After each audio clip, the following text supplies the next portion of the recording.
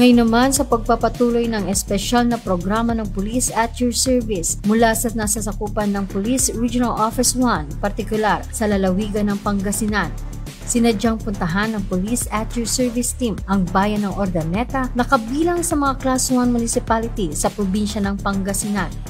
At dito aming nakapanayam si Police Lieutenant Colonel Lawrence Kit Cuyab bilang Chief of Police ng Urdaneta Municipal Police Station upang ibahagi ang estado ng kanyang nasasakupang lugar. For the past weeks, ma'am, and months, manageable naman po yung mga insidente na nangyayari po dito sa Urdaneta City.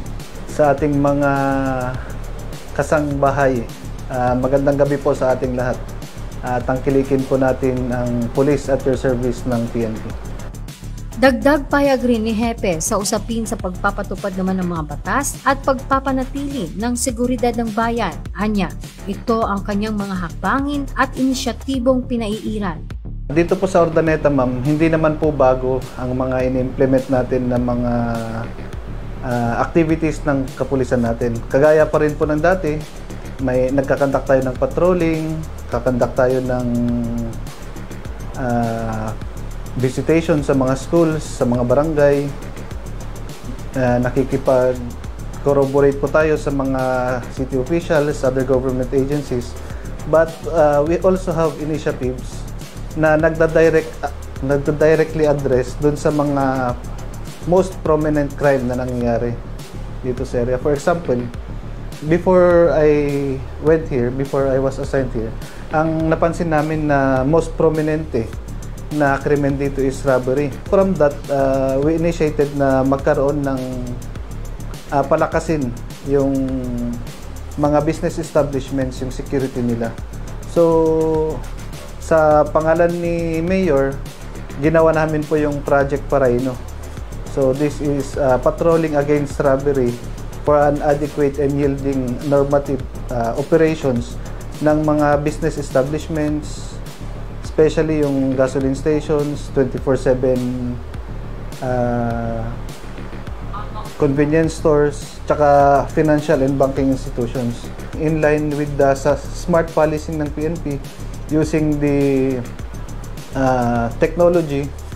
So, since na nagpapatrol yan ng pulis, sinasabay na rin ang gagawin, pupuntahan yung establishment, tapos may dinidikit po tayo na QR code dun sa establishment. Then, pagka-scan ng QR code, may list po siya ng mga i-inspect. Yung list na to is the same list dun sa mga kinakandak po natin dun sa security survey. So, kunyari, ang nakalagay doon is visitation ng CCTV. I-check kung may CCTV yung area, kung nagpo-function yung CCTV, kung may gwardiya ba dyan na naka-deploy, yung lighting system ng area, well-lighted ba, yung sa drainages natin na nandun, ini-inspect po nila, baka may mga mapagsamantala, naguhukay na po pala. Bagaman ang pulisya ng Urdaneta ay may mga estratehiyang isinasagawa na panglaban sa iba't ibang krimen tulad sa robbery sa bayan, anya, tuwiran din ang kanilang pagtalima sa mga programa ng pambansang pulisya na tumututok at nagtataguyod ng kapakanang pangkababaihan at kabataan. May nagle-lecture dun sa laws about sa mga gender-based laws, kunyari sa rape, sa 9262, sa Bausi, sa lahat po ng mga kon natin, yun po yung nile-lecture. And ine-emphasize po natin doon yung penalty para po at least alam po, aware po yung mga would-be criminals na kung gagawin nila, ito pala yung mangyayari sa amin. So, yun po ma'am yung ginagawa natin doon. And also, nakipag-meeting po kami sa ICC and na-introduce po namin yung VD or yung video in-depth interview sa mga victims naman po ng rape and other gender-based violence. Kasi po ang nangyari po sa atin, mostly pag naipila po natin yung mga kaso or pag may nag-report po sa atin, i-interviewin natin, interview ng police, interviewin po ng CSWDO, i-interviewin po ng health. Pag fit na na-refer po natin yung kaso, interviewin na naman sa fiscal. after na-refer, pag sa hearing na po, interviewin na naman po ng judge. Tapos i-cross-examine pa po nung mga lawyer. So, ang nangyari, paulit-ulit po yung tinatanong dun sa biktima. And dito po, nagkukos po ng trauma sa mga biktima natin. So, pre-propose po namin na magkaroon ng VD or yung video in-depth interview. Pahayag at paliwanag rin ni Police Lieutenant Colonel Cuyap, dahil sa inisyatibo at programa nilang video in-depth interview ay mas naiibsan ang epekto ng trauma sa mga nagiging biktima ng panghahalay. So, etong video room natin, mag-i-install po tayo ng camera na nandun na, naka-in-place, video recorder na nandun.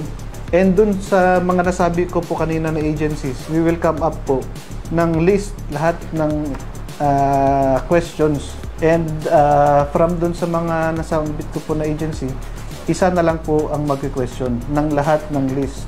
Para po yung result po nun, yun na rin po yung ipipresent sa prosecutor, sa court, pagdating po ng araw. So, ito po yung mga some of our initiatives, ma'am, regarding po sa most prominent crime.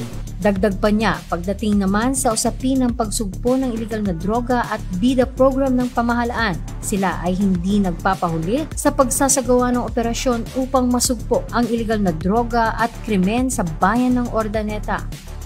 Most po na contributions naman po dito is yung sa illegal drugs and campaign natin sa gambling, sa mga firearms, loose firearms.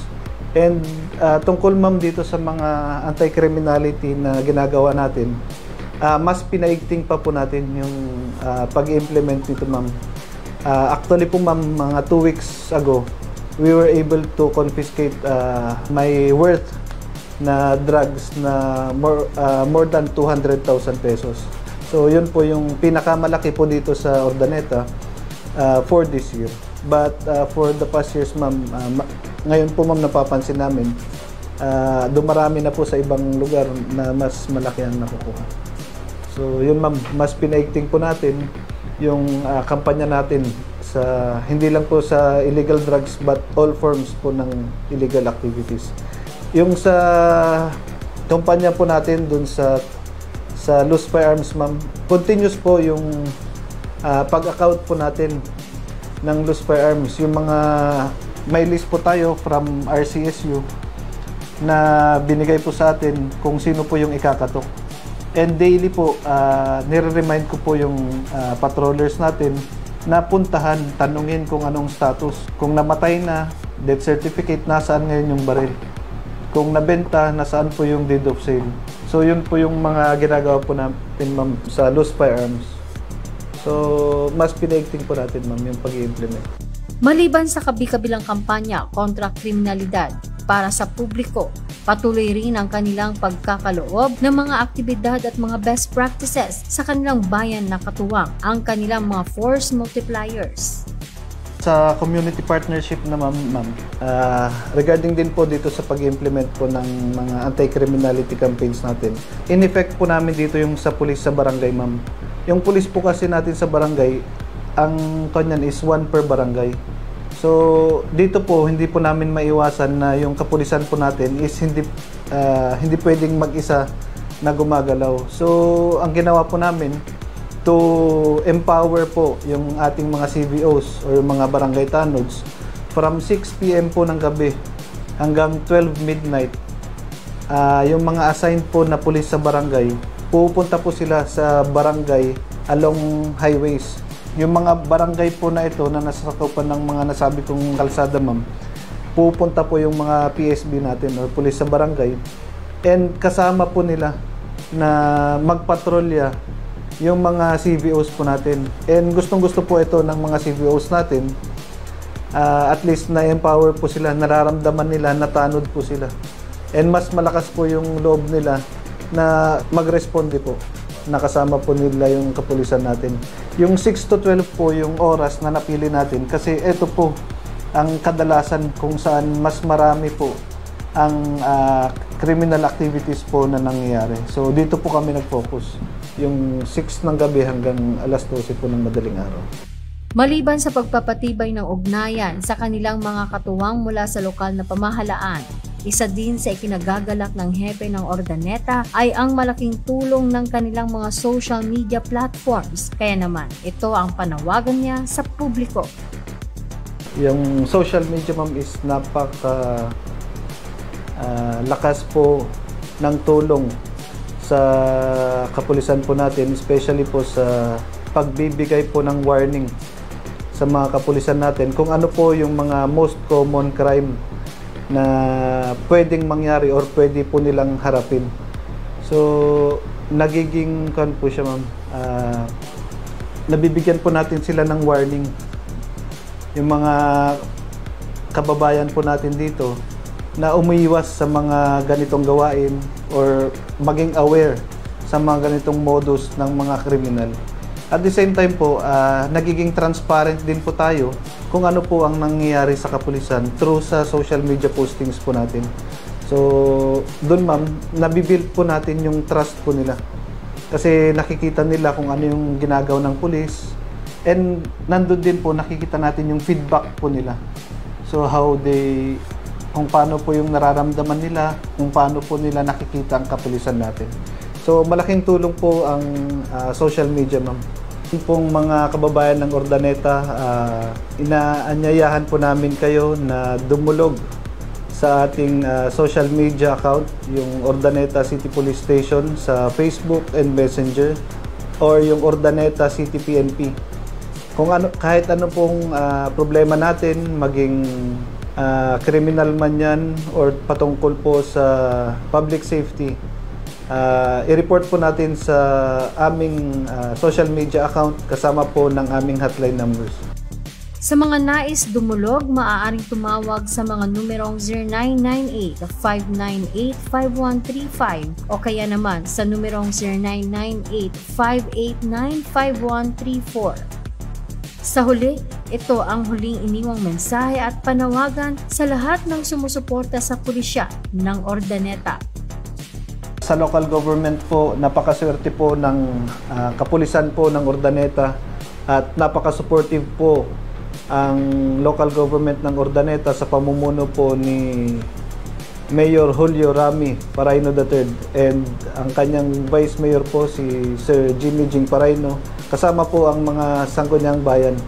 Lahat po ng pangangailangan po ng Ordaneta City Police Station, particularly po sa gas po namin, sa repair and maintenance po ng mga vehicles and motorcycles natin, and other requests related po sa pagpapatupad po ng mga batas para magkaroon po ng kaayusan, katahimikan at kapayapaan sa Ordaneta, ibinibigay po nila.